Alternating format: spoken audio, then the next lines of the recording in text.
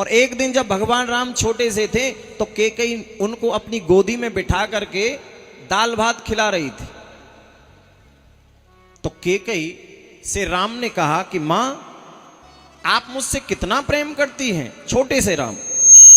कैकेयी ने कहा कि बेटा, प्राणों से भी अधिक, मैं आपको प्राणों से भी अधिक प्रेम करती हूं।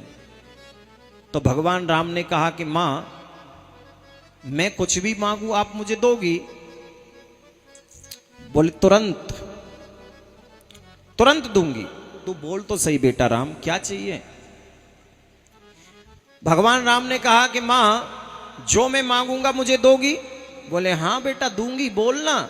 बोले ना, पहले अपने पुत्र की सौगंध खा जाओ। भगवान राम कहते हैं कि मेरी सौगंध खा जाओ कि जो मैं मांगूंगा वही दोगी। कैकेयी ने कहा कि बेटा, ऐसी कौन सी चीज तू मांगेगा कि मुझे तुम्हारी सौगंध खानी पड़े? बोले नहीं मां, पहले सौगंध खा के कहो कि जो मैं मांगूंगा वही दोगी।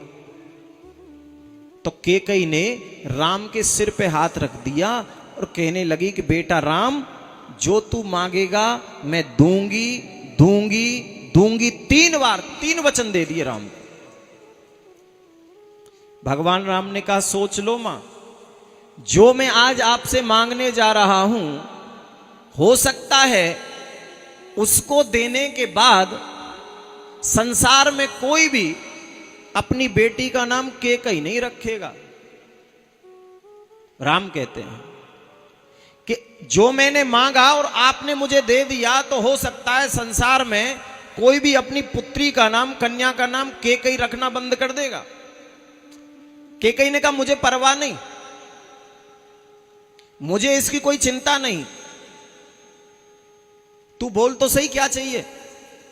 राम ने कहा मां, जो मैं आपसे मांगने जा रहा हूं, मैंने मांगा और आपने यदि दे दिया, सारा संसार आपको कलंकनी कहेगा। कैकेयी ने कहा मुझे चिंता नहीं राम, अगर आपके लिए, आपके प्रेम के लिए संसार मुझे कलंकनी कहे, इसकी भी मुझे कोई परवाह नहीं, तू बोल क्या चाहिए? भगवान राम ने कहा मां, मैंने आपसे मांग लिया और आपने मुझे दे दिया, तो हो सकता है तुमको वैधव्य रूप धारण करना पड़ जाए, तुमको विधवा बनना पड़ सकता है। बस कोई भी नारी ये कभी नहीं सुनना चाहती जो राम ने कहा। नारी इतनी सहनशील होती है कि उसको पृथ्वी की संज्ञा दी गई है। पृथ्वी के समान सहनशील यदि कोई है तो नारी है, स्त्री है। इतनी वो सहनशील है, इतनी वो शांत है। लेकिन कोई भी नारी जब उसके सुहाग पर कोई आंच उठाता है, सुहाग पर यदि बनती है, तो नारी शांत नहीं रहती। ये ध्यान रखना। कोई भी स्त्री हर दुख सहन कर लेगी, हर घड़ियां बिता देगी, तुम्हारे साथ कष्ट सहकर जीवन बिता देगी, लेकिन कोई भी उसके सुहाग की तरफ आंख उठाकर देखे, उसको विधवा का रूप यानी विधवा बनना पड़े, ये नारी कोई भी सहन नहीं करती। राम ने कहा कि कोई भी कैकेयी नाम नहीं रखेगा, तो कैकेयी ने क्या कहा? चिंता नहीं है। बोले संसार तुम्हें कलंकनी कहेगा। कैकेयी ने तुरंत कह दिया परवाह नहीं है। लेकिन जैसे ही राम ने कहा कि मां, यदि आपने मुझे दे दिया तो आपको विधवा भी बनना पड़ सकता है, बस कैकेयी का माथा यहीं ठनक गया और कैकेयी ने कहा कि राम, ऐसा क्या मांगने जा रहा है बेटा कि मुझे विधवा बनना पड़ेगा? ऐसा क्या मांग रहा है? राम ने कहा मां, अब मना मत करना, तुमने मेरी सौगंध खाई है मां, मना मत कर देना। कैकेयी ने कहा लेकिन मुझे सोचना पड़ेगा राम, मैं सब सहन कर लूंगी तुम्हारे लिए, लेकिन विधवा ये सहन नहीं कर सकती। भगवान राम ने कहा मां, अब तुम मना नहीं कर सकती मुझे, आपने मेरे सिर पे हाथ रख के 3 वचन दिए हैं, सौगंध खाई है, कसम खाई है, अब आप मुझसे मना नहीं कर सकती। आपने अभी कहा कि मैं सबसे अधिक प्रेम राम से करती हूं। कैकेयी ने कुछ विचार किया और विचार करके कहा, ठीक है राम, यदि मुझे अपने राम के लिए विधवा का रूप भी बनाना पड़े, विधवा भी बनना पड़े, तो मैं बन जाऊंगी। तू बोल क्या चाहिए तुझे। अंत में सहर्ष स्वीकार कर लिया कैकेयी ने और कहा कि बेटा राम बोल क्या चाहिए।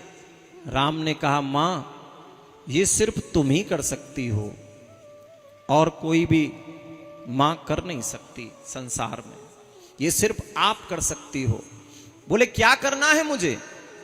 राम ने कहा, मां एक दिन आएगा, उस दिन आपको मेरे लिए वनवास मांगना होगा। क्योंकि राम जानते हैं सैकड़ों वर्षों से सबरी प्रतीक्षा कर रही है वन में। राम जानते हैं सैकड़ों हजारों वर्षों से ऋषि मुनि जपी तपी ध्यानी योगी, यहां तक कि केवट, हनुमान, सुग्रीव, बाली, कितने लोग भगवान की प्रतीक्षा करने लगे, प्रतीक्षा में है कि राम आएंगे।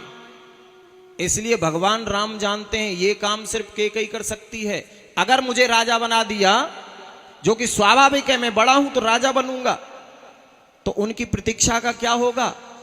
सबरी के गुरु ने वचन दिया है, सबरी के गुरु ने सबरी को बोला है कि सबरी तेरे यहां राम आएंगे। वो प्रतीक्षा कर रही है, रोज पुष्प बिछाती है रास्ते में। इसलिए आज कैकेयी से वचन ले लिया राम ने। तो कैकेयी कहती है कि मैं वनवास तुम्हारे लिए नहीं मांग सकती, मैं वनवास तुम्हारे लिए नहीं मांग सकती।